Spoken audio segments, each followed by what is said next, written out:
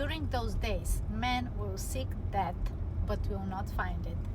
They will long to die, but death will elude them. It sounds so much like our days today.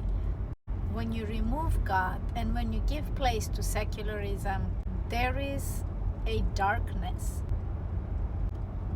People would look for meaning and purpose. They would not find it outside of God. Albert Camus, the great French philosopher, said, if there is no purpose, if there is no God, then there is no meaning and there is no purpose in life. He himself committed a suicide at the age of 27.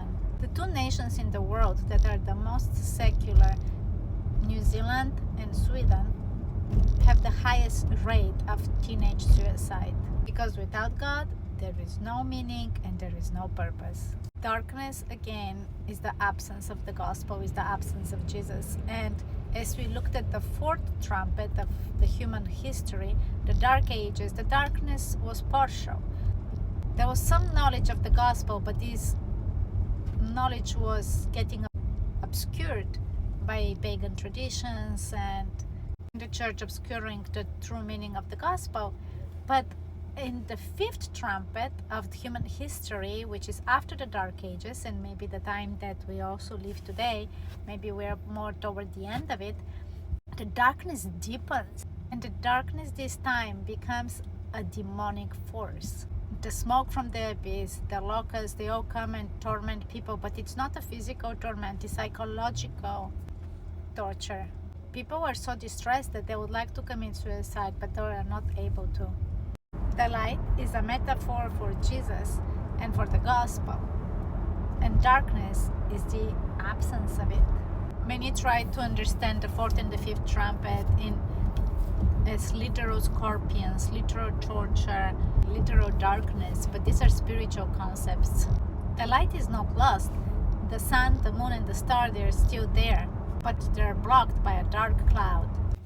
What saddens me the most in this imagery is that at the end, the people are the ones that have to choose the darkness or the light.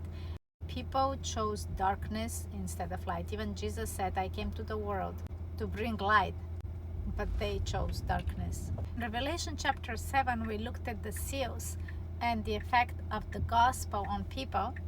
And now in chapters 8 and 9, we're looking at the trumpets, which is the judgment on people from rejecting the gospel.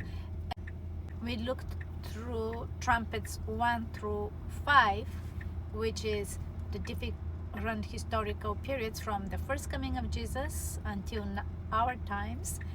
And next time we're going to look into the sixth trumpet, which is the sixth almost final judgment on this earth from rejecting the gospel before Jesus. And we are going to look at it in our next video. I did not mean to record this video in darkness, but driving in the car is one of the only times I have to make these videos, so I hope it was understandable.